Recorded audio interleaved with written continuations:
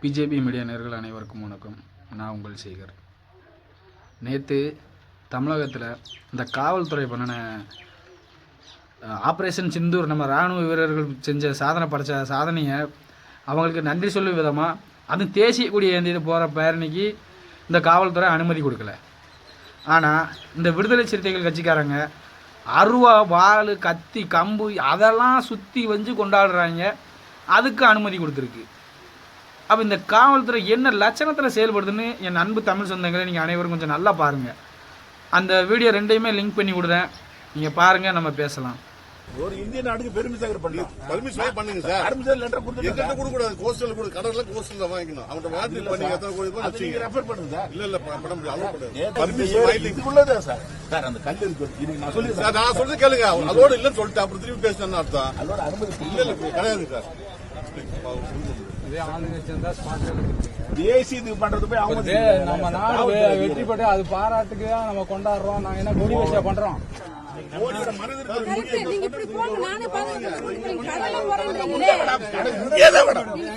மீனவர் பிரிவுனா கடலை தான்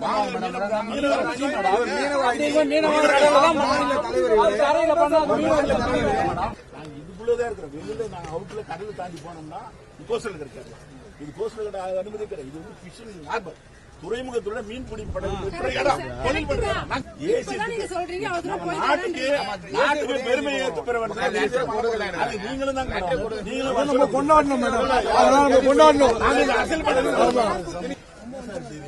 நீங்க 24 hours மக்கள் உழைக்கிறாங்க சார்.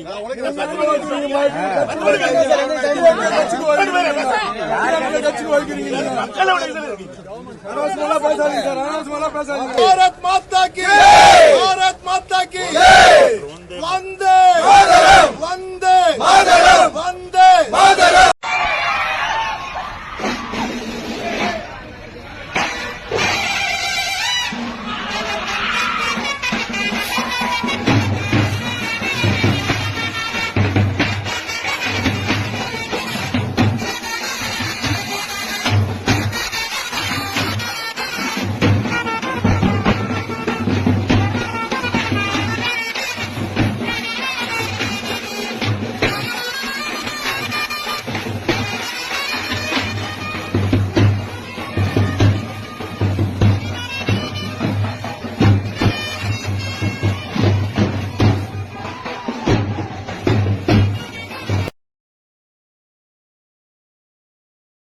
என் அன்பு தமிழ் சொந்தங்களே, நீங்கள் பார்த்துருப்பீங்க,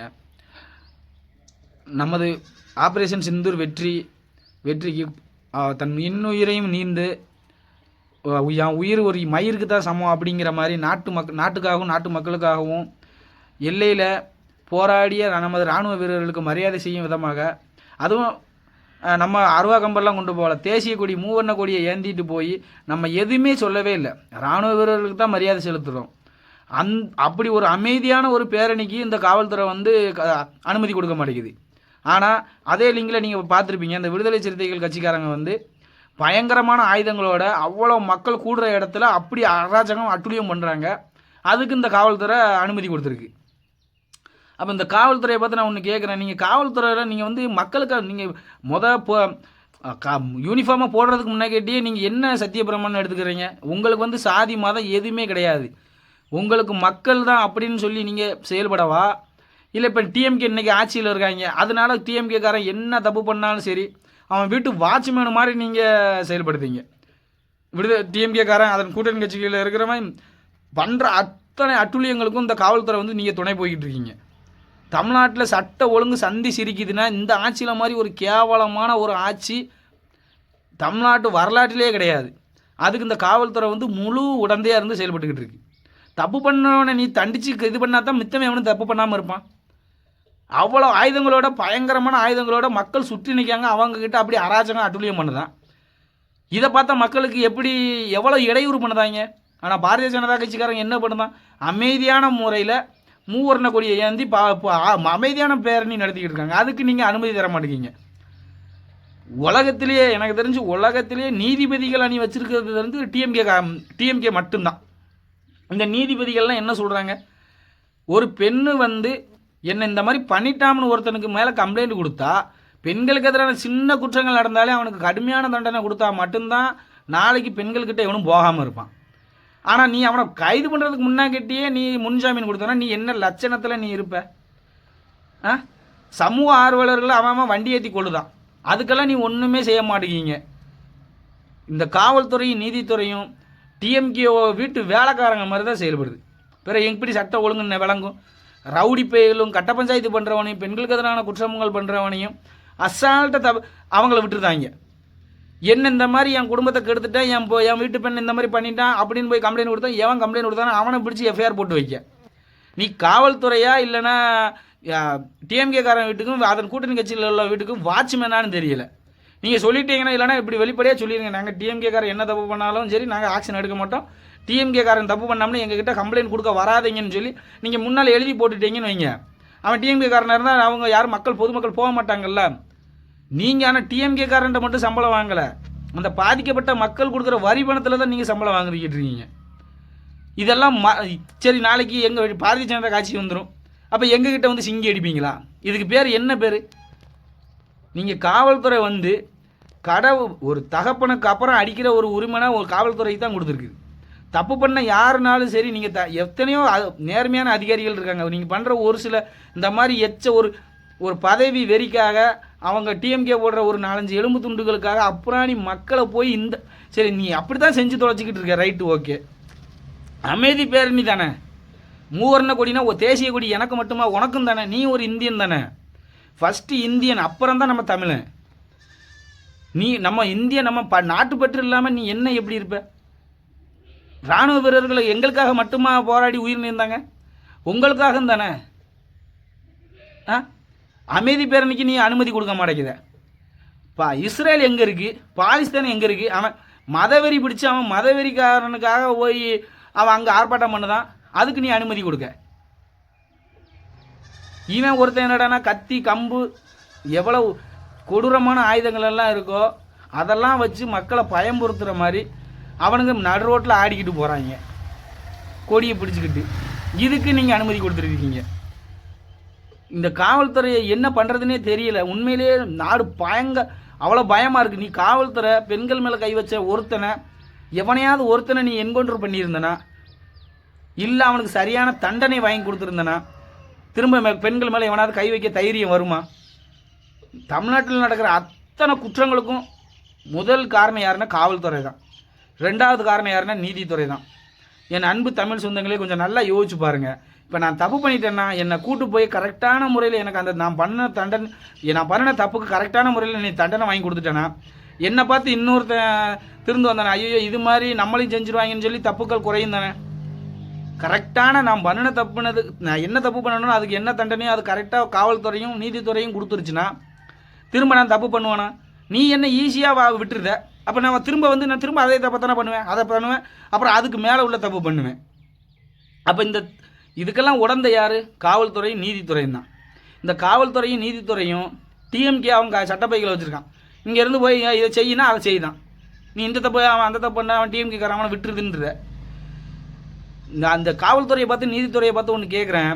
தமிழ்நாட்டில் எந்த ஆட்சியிலையும் இல்லாத மாதிரி போதைப் பொருள் பழக்கமும் பெண்களுக்கு எதிரான குற்றங்களும் எந்த ஆட்சியில் நடந்திருக்குன்னு பாருங்கள். எனக்கு விவரம் தெரிஞ்சு கள்ளச்சாராயம் இப்படி கொத்தாக செத்த இதை நான் எனக்கும் 20 வருஷமாக இந்த அரசியலை பற்றி இப்போ நான் பார்த்துக்கிட்டு இருக்கேன் வைக்கிறேன். இந்த மாதிரி கொத்தாக எங்கேயும் செத்ததே கிடையாது. கள்ளக்குறிச்சியில் 69 பேர் செத்துருக்குறான், மரக்காணத்தில் 22 பேர் செத்துருக்குறாங்க. ஆனால் அப்படி இருந்து இன்னும் கள்ளச்சாரியம் காய்ச்சிக்கிட்டு இருக்கான். அதை தட்டி கேட்ட பாரதிய ஜனதா கட்சிக்காரங்களை அவன் போய் கம்ப்ளைண்ட் கொடுக்க போனவனை பிடிச்சி வச்சுக்கிட்டேன். பிடிச்சி வச்சதும் இல்லாமல் அவன் சகோதரி உண்ணாவிரதம் இருந்து ஒரு சகோதரியும் இறந்து போயிட்டான்.